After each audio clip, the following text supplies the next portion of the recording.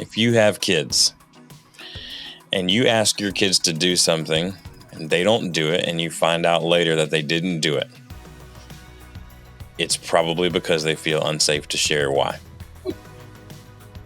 It's the same thing in your workplace. And I know you're like, well, I don't want to parent people. These are grown people. I don't want to parent them. That's leadership. Leadership is parenting. It really is. It's leading by example. It's creating the right environment for people to be their best selves. And if that's not what you want, you need to get out of leadership.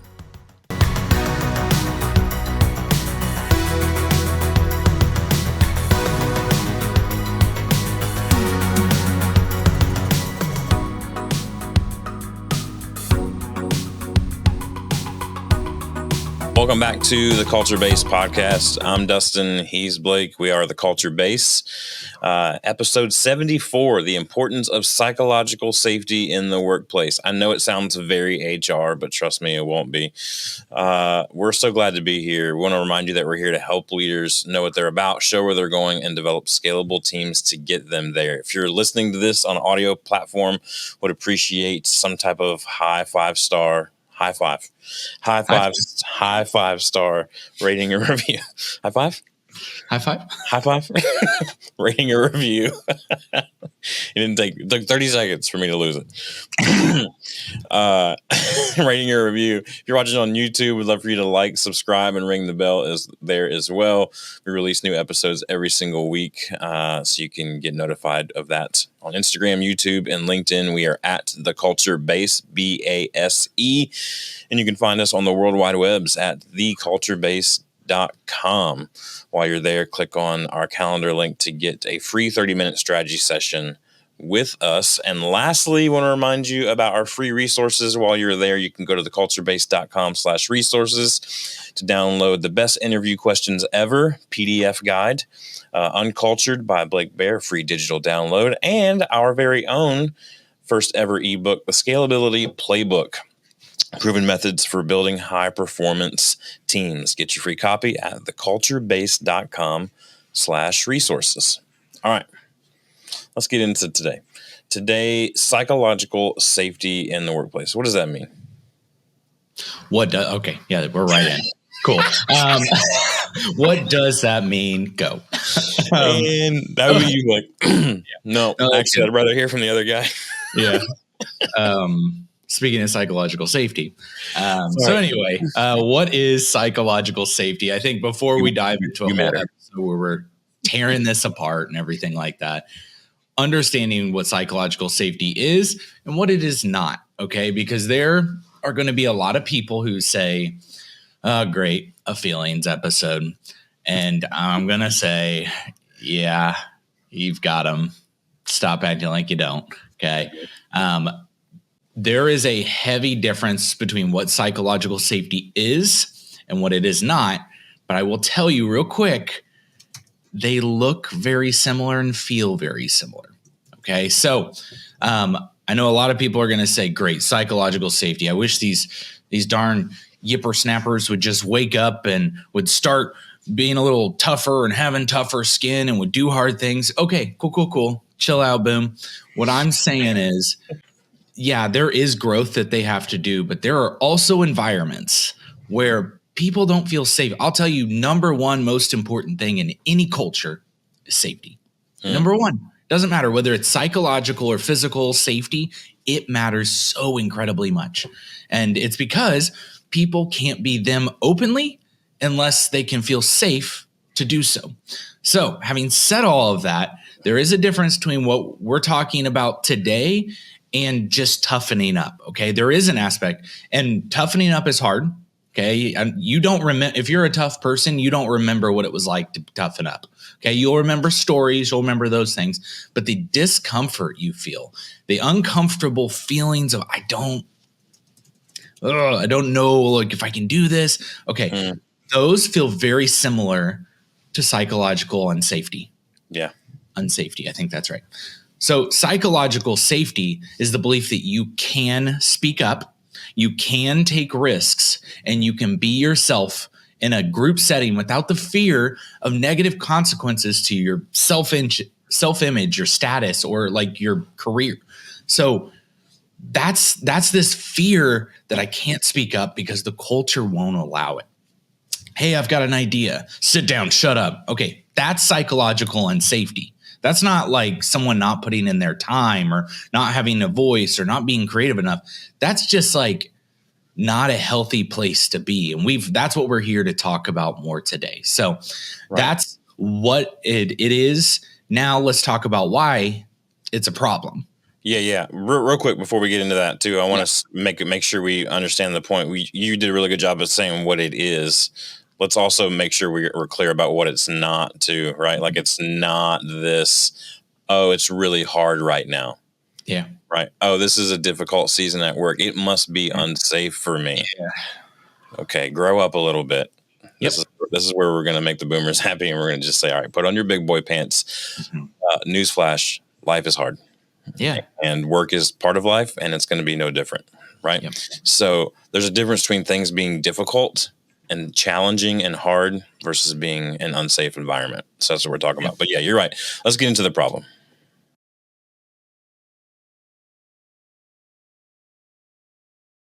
All right, the problem, why this whole idea of psychological safety is so important. When people feel unsafe, you immediately ignite in them fear. And fear cripples. Mm-hmm. Simple as that.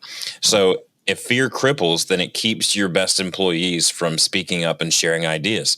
And if you're trying to develop scalable teams, let me just tell you, you don't have all the best ideas. Mm-hmm. It's not scalable it's scalable teams. Yeah, that's right. So people are afraid in these types of environments to speak up and share ideas which breeds also toxic workplace, right? Again, this is not hard. This is not dealing with difficult people. There's another episode on that we already recorded. Go back and listen to that. But this is toxic workplace. And a toxic workplace will suppress authentic expression, which produces fear, which produces lack of sharing ideas, ultimately does not scale your team at all. Also, the psychological unsafety limits innovation and problem solving, right? People are afraid to step out and actually take initiative to problem solve in fear of getting reamed out for it. Mm-hmm. Right? Hey, who told you to do that? Yeah. Right? It's we always hear that. Who told you to do that? Mm-hmm. Well, if we're gonna breathe a safe workplace culture, psychological safe workplace culture, we have to be okay with taking risks a little bit too, right? Yeah. And then in this whole idea of having an unsafe work culture, psychologically speaking, is obviously brings high turnover and decreased engagement, right? You ever been in a staff meeting or a production floor meeting or something like that, and everybody's just like not really paying attention, they're checking their phones, and they're just like, when will this be over? Mm-hmm. They're probably not engaged because at a certain level they don't feel safe to engage. Right. So it's something that I think leaders should take seriously when we're talking about this topic of psychological safety in the workplace. Anything you would add to that, Blake?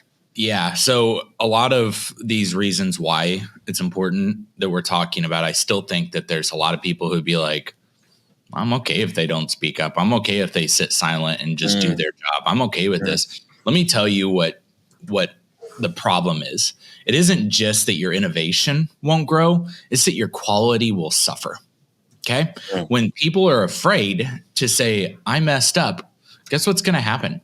You're going to find out about that mess up in an unambiguous way. Chances are you're not going to know who made the mistake, and you're going to create a culture of quality just diminishing hard. So you're like, man, we got a quality issue. We need to fix our quality. Okay, let's try to fix something maybe that is a little easier to fix right out the gate. And that's psychological safety. If you got a problem there and people aren't seeing something, saying something, people aren't feeling like, oh, I did mess up and I have the ability to go tell my direct supervisor, hey, I messed this up. We need to rerun this because we care about quality. They won't do that because they're going to get reamed out for it. And not that loss isn't bad, but loss inside the facility or inside the organization is way better than when it gets to the customer. And then when it gets to the person you're serving. So if you have that affects the bottom line. Exactly. It affects it drastically. So it isn't just about these feelings kind of things. This does turn and translate to actual dollars. Right. I think, too, just to wrap up this portion on the why, a really great illustration for those of you just like, I'm still not emotionally connecting with this problem quite yet. Yeah. If you're a parent, if you have kids and you ask your kids to do something and they don't do it and you find out later that they didn't do it, it's probably because they feel unsafe to share why. Oof. It's the same thing in your workplace. And I know you're like, well, I don't want to parent people. These are grown people. I don't want to parent them. That's leadership. Yeah. Leadership is parenting. It really is. It's leading by example. It's creating the right environment for people to be their best selves. And if that's not what you want, you need to get out of leadership. Mm-hmm. Honestly, just go to middle management. Well said. So, anyway, let's get into the solution for today.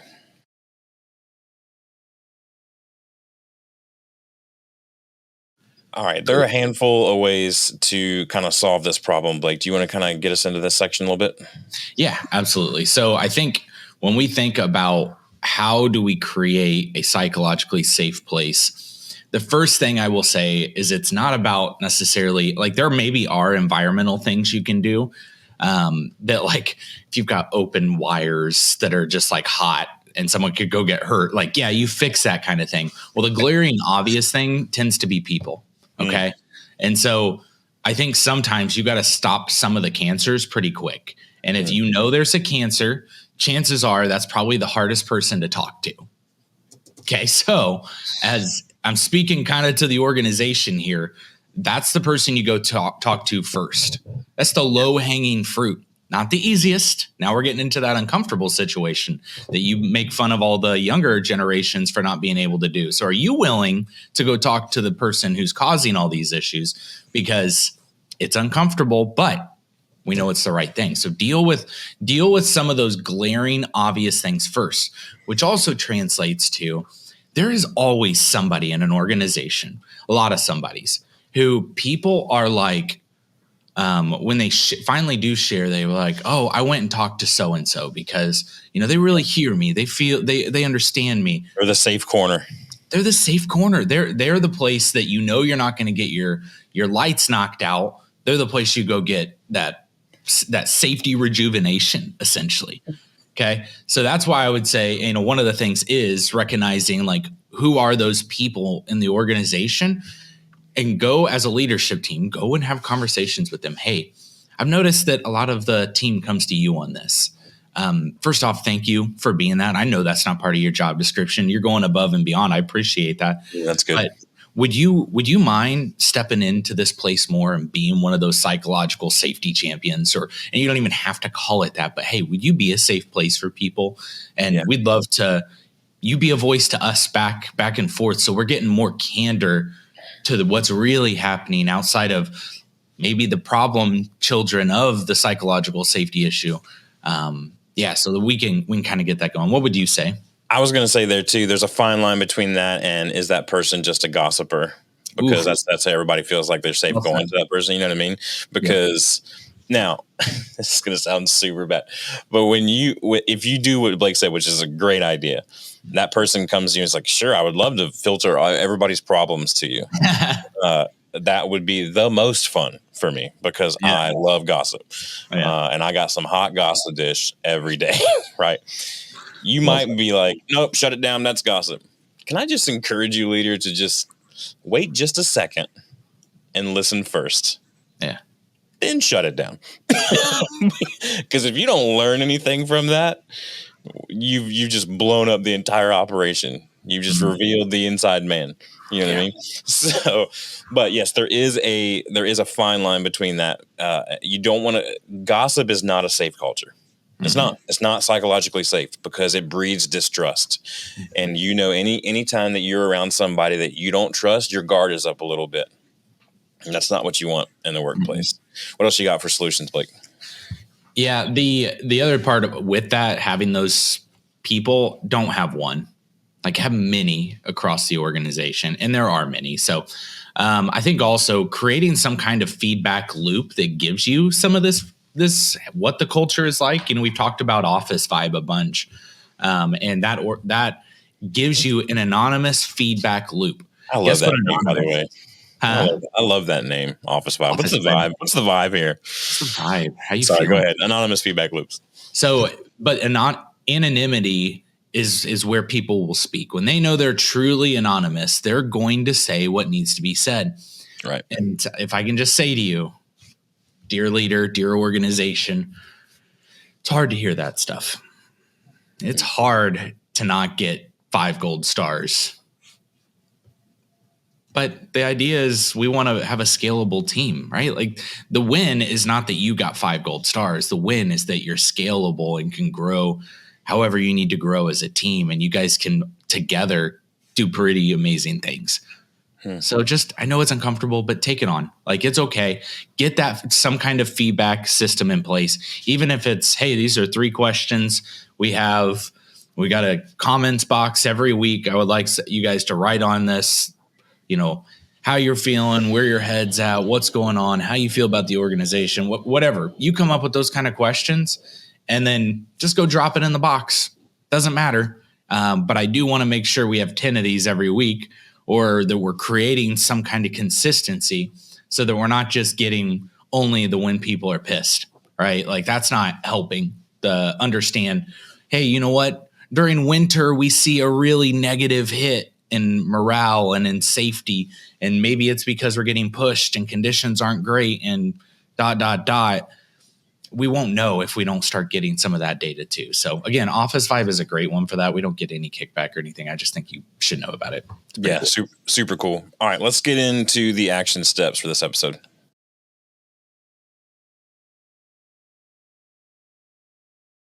All right, we always want to start with leadership action steps because everything rises and falls on leadership. And so you're going to hear some repeat stuff in here that we've kind of hit on throughout the episode. But this is where we kind of go, all right, this is great. I understand the problem.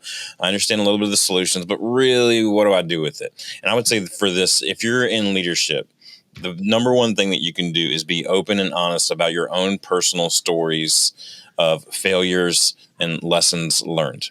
Right? Everything rises. No one will exceed your level of vulnerability, at least not publicly. Right? They might go to that person. They might go to that safety person, but publicly they're not going to exceed it. So if you want it, you got to model it every single time. This next one is super kind of emotionally important to me. I guess I would say regular one-on-ones should not be a place for you to constantly criticize. One-on-ones should be the place where you get to do the most listening. And I think leaders a lot of times step into one-on-ones and go, I cannot wait to bring this up. Like, how about I cannot wait to hear what's on their mind? There's got to be a shift in priority here of, yes, you're a leader and you got there because you have really great ideas and you have hard work ethic and whatever, or maybe you inherited it. I don't know. But at the end of the day, like, you're not the only one with a voice in your organization. You hired these people for a reason. And so you need to treat them as humans. And humans need to be heard. I get to speak at a conference later this year specifically about this topic, about leading one-on-ones. And I can't wait because I really want leaders to understand the psychological safety component is, I would say probably 50% of that is modeled in these one-on-ones. The other 50% is on the quote unquote shop floor, right?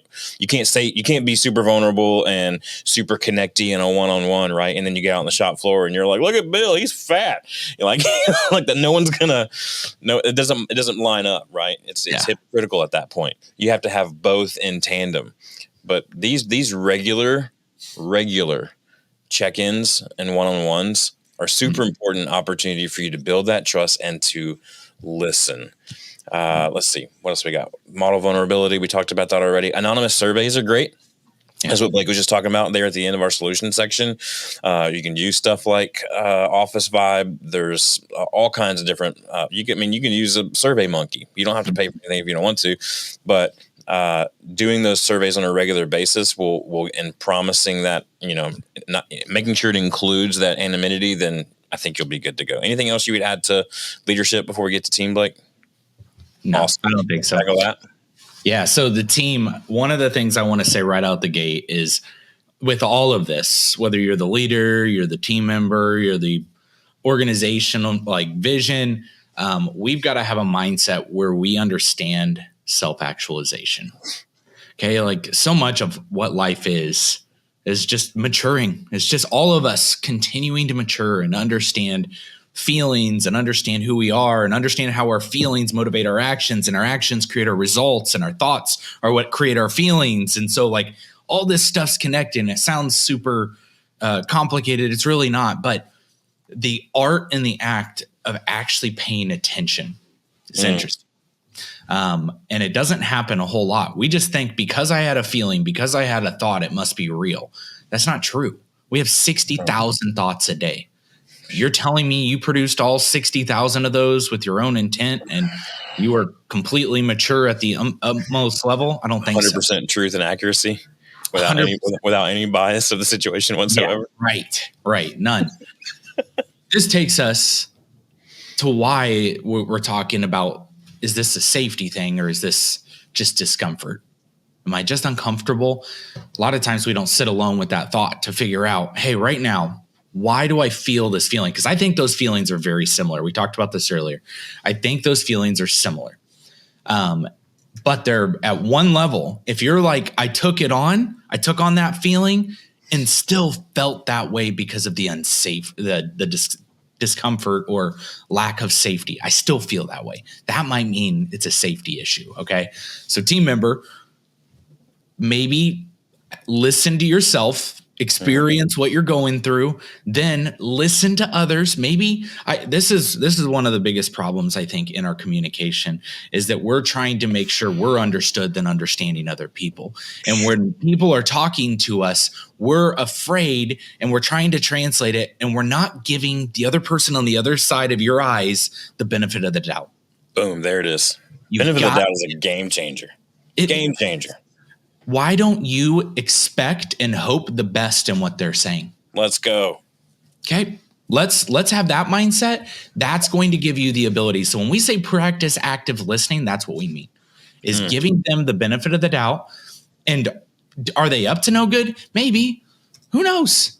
But that starting off with they're a son of a gun is not going to be a good, long, scalable friendship and relationship. So practice active listening and supportive responses in all of that. Give, and we're talking to you, team member, give specific feedback. Don't be like, I just don't feel good. Okay. As a leader, when people are like, I don't feel good. I this feels wrong. I'm upset. And I'm like, tell me why. Well, it's just not right. And I'm like, okay, no, hold on. Whatever you hear, and I'm kind of speaking to both here, leader, whenever they tell you the problem is first, is not the problem. Okay. I mean, it could be, but it's most likely not the problem. The problem's like 2 to 3 layers deeper, and you need to get comfortable asking more questions for specificity. Team member, please don't make leaders drag it out of you. Okay. That's a communication issue. If you're not willing to give more information when it's being asked. Now, if you're getting shut down because of psychological unsafety, that's different. Okay. Right. But if somebody is actively saying, Todd, what do you mean? You don't feel like you're being heard. Well, nobody listens to me. Like, how so? Explain that. Well, no, nobody just listens. Okay. You said the same thing twice now. I don't know how to translate it differently than the first time. What do you mean? Well, like I had an idea here and nobody listened to it. What do you mean you had an idea here and nobody listened? Well, I said that we should do this and we went this way. Do you think it was not heard? Well, I think, we recognized it, but I don't think it happened that way. Well, yeah, sometimes we do go a different direction, but you just had a whole conversation there trying to get deeper about what the actual issue is. Yeah, I think practicing self-awareness as a team member is probably the key to this, right? And learning how to communicate. So many thoughts came to my mind while you were talking, but I think it just kind of goes back to that parenting thing, right? Where you ask your kid, what the kid comes down and says, I don't feel good. You're like, what doesn't feel good? My stomach. It's no different than if you go to the doctor and you go to the doctor and you're like, my leg hurts. And the doctor's like, well, it's because you hit it on something, right? And they're like, oh, well, I didn't realize that would make it hurt. Right. But what I want to say to this is to team members, when your leader is asking you questions to really get to the root of the issue, do not shut down. Lean in. Yeah. This is I personally struggle with this. When someone goes, well, what do you mean? I just go, I don't know. Because I'm a feelings guy and I'm just like, it's probably not real anyway. But I'm just like, but really lean into that. Ask the why to the why to the why to the why, because then you'll expose the root of the problem and you'll get to the solution so much quicker. Yeah. So be comfortable, be okay with being asked why. It's not that they're questioning your intelligence. It's because they really do want to know. Yeah.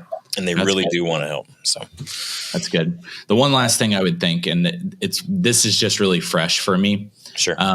We have a lot of, you have, what is that called? Extroverts, you have introverts. Very different. Extroverts, you know what they're thinking when they're thinking. In fact, you know what they're just saying. That might not even be what they believe or think. They're just, and that happens. Introverts are a little harder to get that. It's a little harder. Sometimes it takes them a little longer because they want to formulate an actual thought before they open their mouth. What that looks like a lot to a leader is not engaged, doesn't care, doesn't want to be a part of this, culture destroyer, and that's not true. And why am I saying this in the team member and not in the leadership section? Because to my introverts, and I'm an ambivert, okay, so I enjoy my introversion as well. But to my introverts, when you don't say anything, everyone creates a story. Okay. Is that your fault? No, it's not your fault. But that is just the natural human condition, is we are all trying to fill in the blanks.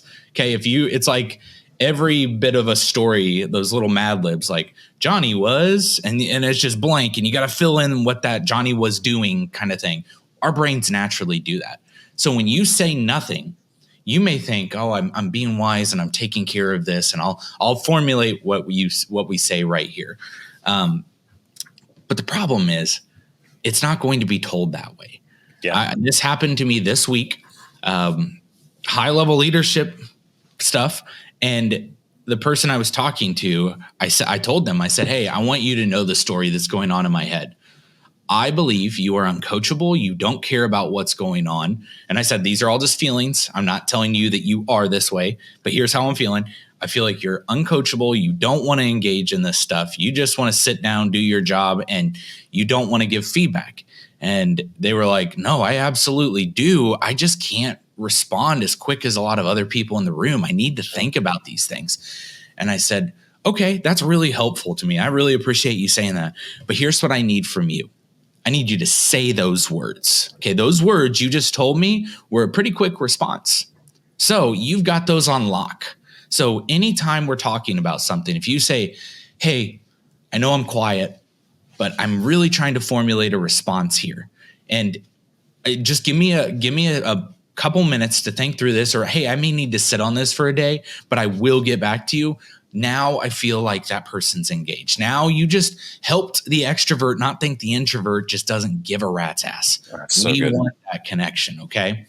So I think that kind of wraps us as far as this goes, honestly. Yeah, I hate it because the person that's like, oh, psychological safety, bruh, how long are they going to talk about this? Well, we talked about it a lot, and I'm sorry, because it's important.